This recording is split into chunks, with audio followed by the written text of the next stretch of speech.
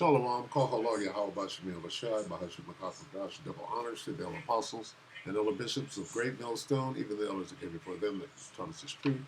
Shalom and salutations to all the brothers that preach the word of truth and its sincerity, the hopeful elect tabernacle of David.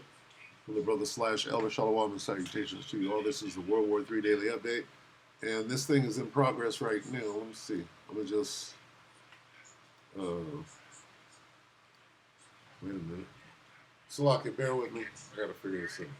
This is Max Blumenthal. You know what? It already, it ended. I thought it was live, so let's get it nonetheless. And we're going to let Max speak, because Max is pretty well informed on what's going on, right? That's Max. And that's the judge. So let's go here. Let me set this up and we'll watch a little bit of this. Now, this is about politics, okay? Epstein is politics and U.S. resistance to Netanyahu. Netanyahu, right, is controlling Trump through Epstein and getting Trump to drop bombs on Iran because of Epstein. So Epstein is in play, if you will. Epstein is in play in World War III. So let's listen to how they're going to tie it all together. But first, let's get one precept. Okay? In the war, let me see, in the wars, here's the judge. Let's see, all right, you know what we'll get? It says Epstein and U.S. resistance to Netanyahu. Netanyahu is using Epstein and that, what you call espionage, okay? Epsteinage, all right? That's what this is. Is that part of war? Of course it is. Okay? Military intelligence. Anyway, strategizing, if you will. Okay? If you can force the United States to go and hit Iran's nuclear facility because you got dirt on the president, that's great warfare, if you will. Sun Tzu would be proud. Anyway, let's get least of the flock, yeah? What's going on? The least of the flock is using Epstein to do what? Push, to conscript. Okay? Let's get the least of the flock. That is Jeremiah 49.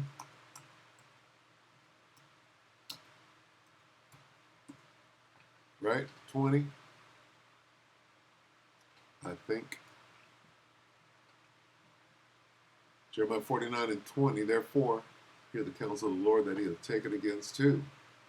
All Edom, and his purposes that he had purposed against the inhabitants of Teman. Surely the least of the flock shall draw them out. That's what we're looking for, right? When we watch this. Netanyahu's pushing the issue. That's why there's a war going on. Surely he shall make their habitations desolate with them. Let's watch it. Take it away, Max. Salah. What's going on? Take it 25, my dear friend Max Blumenthal joins us now. Max, thank you, my friend. I have a lot to ask you about, but I want to start with a poll that you sent to us. Chris, if you can put it up on the screen, showing the radical reduction in Trump's approval rating. I'll let you go through the numbers, and then I'll start asking you the question. These numbers are striking, are they not? Yeah, I was even shocked by him even being aware of the general trend. So in July, we're talking about young people now, American voters age 18 to 29, Trump approval 28%, in February it was 55%, disapproval 72%, In February, it was 45. To what do you attribute this? Is this a recognition of the slaughter and starvation in Gaza? Is it the Epstein saga? What do you think it is? Yeah, it's all of that. And the economy not really improving in a way that means anything in their lives. But Gaza is central to this. And this is not the only poll that illustrates the cataclysmic and I think what I would call the permanent shift among American youth on Gaza. There's a new Gallup poll out that shows that Netanyahu's approval rating has gone down 58 points since November 2023 among Americans, I think, under the age of 40. Wow. That poll also shows that Democrats, only 9% of registered Democrats support Israel's war on Gaza, which is down by a lot. 71% of Republicans do support it, though. Are most American Jews now Republicans? I'm saying that quizzically because when I was raised in a very ethnic neighborhood in northern New Jersey, everybody who was Jewish was a Democrat. Well, I think you're seeing more and more rich American Jews who own large properties move into the Republican Party. But if you look at the polls on Jewish support for Mahmoud Mamdani in New York, there was nearly a majority Jewish support for Mamdani. Max appears to be a small hat, but on closer inspection, he's pretty much a Jake. Jews are progressive. Jews in general don't exclusively vote on Israel. If you look at Jewish priorities in polls, it's not one of their top priorities. You niggas talk about, well, there's got to be some that look just like him. Where are they at, nigga? It's always the economy and then social issues. Right. And they tend to be very progressive in New York. But then you have this class of Jews, I call them the Zionist billionaire class, and they are forming a group, I think, called New Yorkers for a Better Future, which is pooling together all of their vast resources in order to defeat Mamdani and force either Eric Adams or Andrew Cuomo, probably Andrew Cuomo, out of the race. I mean, and these are, the landlords, the developers of New York. The New York Times has a piece about it, but they won't state the obvious, which is... This is all politics, but it goes right onto the battlefield. These are Zionist billionaires. They're not just business people. Very, very interesting observation. Do you see? Here's what's going on. Okay, these billionaires who want to build their little rockets and their little computers and super mind AI and all of this shit, right? Need natural resources to do these things, to leave the Earth's atmosphere. This guy, all of them build robots and all.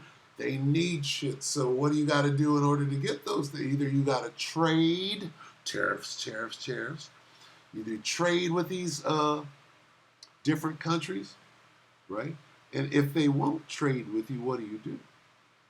You go take some, but that's called a war. So what's going on? These billionaires are forcing and using these militaries, right, to go techno, to go crypto, and to go techno, which is the NWO, right? And it requires, we need these raw materials over here. You won't play ball with us? We're running up. It results in war. If I can't get what I want through diplomacy, we're going to make a deal. The art of the deal. No, the art of war. If the art of I can't make a deal with you, we go to the art of I'm going to go to war with you. See the art? It's all war. But before you start pulling triggers, you signing documents and hustling. When the hustling breaks down, right, then it goes into bullying, And Trump is out there bullying everybody right now, about to get his ass whooped. All right, let's listen to a little more. A sudden consensus or recognition of the IDF slaughter and the Netanyahu orchestrated starvation in Gaza in the West. Is there any significance to what France and Great Britain did and to what Bernie Sanders and Senator Angus King have been saying? Is this the beginning of a change in opinion? A little late, don't you think? Now that the job has been finished, now all of us New World Order creeps are going to, in lockstep, jump up and say, let's stop this. Stop what? It's done. We got to put it into this. He's such a bad guy. You didn't do shit. Didn't say nothing until he was done. What does that, we see that. What does that say? That you're complicit. And now you're running in like you should have did years ago. Talking about let's stop this. We know what we're watching. Right? Anyway, I'm going to end it right there. Wait, what else? Just a few days after Jeremy Corbyn and Zara Sultana formed a new left-wing party. I'm going to end it. It all adds up to war. Right? You can't fool us. What's going on over there? Are people starving? Are women over there starving? Getting their children getting blasted? Let's see what the scripture says about that. Okay? And how you can't fool the very elect. They're going to explain it. Right? Show you what it actually is. 2 Ezra 16. Why are they starving over there? Why are they over there? Is it a genocide? Why are they starving?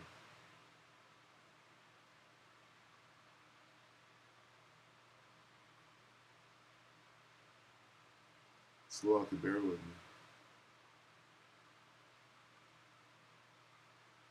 Right here. 2 Ezra 16:34. In the wars shall their bridegrooms be destroyed, and their husbands shall perish of what? Everybody's over there starving. Famine. If the gun don't get you, then the famine will. What is that? In the wars, okay.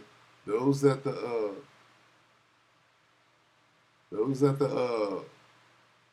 sword don't get, the famine. Where's that? Need it right here, so look.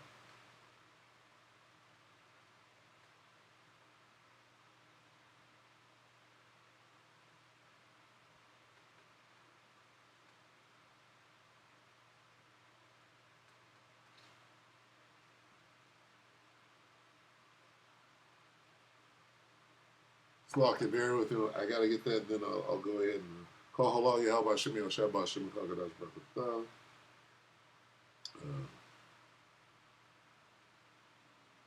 Let me get that real quick, see if I can. You see those that don't die.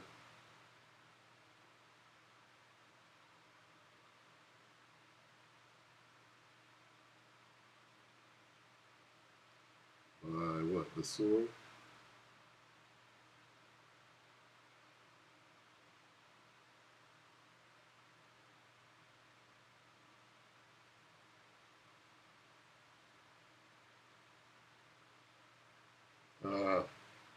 It's a lot.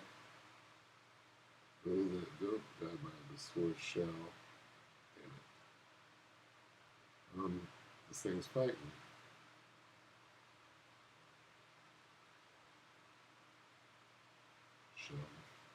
Shall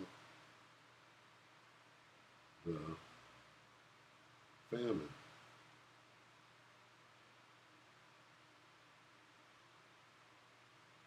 This fucking devil.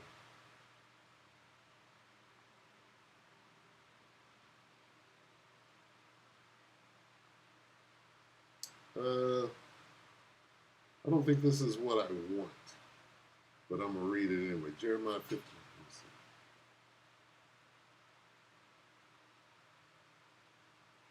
This isn't what I want. Let me see if I can do it. Second Ezra. Ah, I know it was close. Salakia. For many of them that dwell upon the earth, Salakia, 2 Ezra 16:22. I know it was close. For many of them that dwell upon the earth shall perish of famine, and the other that escape the hunger shall the sword destroy. Call halal Yahweh Shemil Shabbat Shem done. All right? The water, call halal Yahweh Shemil Shah for the spirit to find this because it was hiding, lurking. All right? Let me go back to where were we? In the wars shall their bridegrooms be destroyed, and their husbands shall perish of famine. There's that famine. Where was this?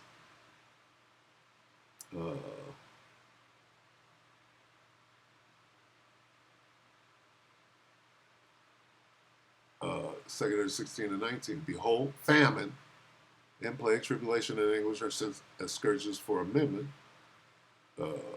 Jump down to 22. For many that of them that dwell upon the earth shall perish of famine. I got it mixed up. I got it backwards. Of famine. And other that escape the hunger, right, shall the sword destroy. You're in that war right there. What? Sword. Gun shooting, you're hungry. Gun shooting, you're hungry. Sounds like war to me.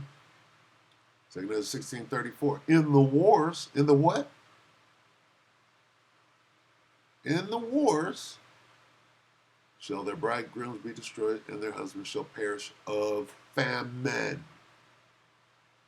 Famine and guns spell what? In the wars. With that, we hope that the elector edifies you, brothers and sisters.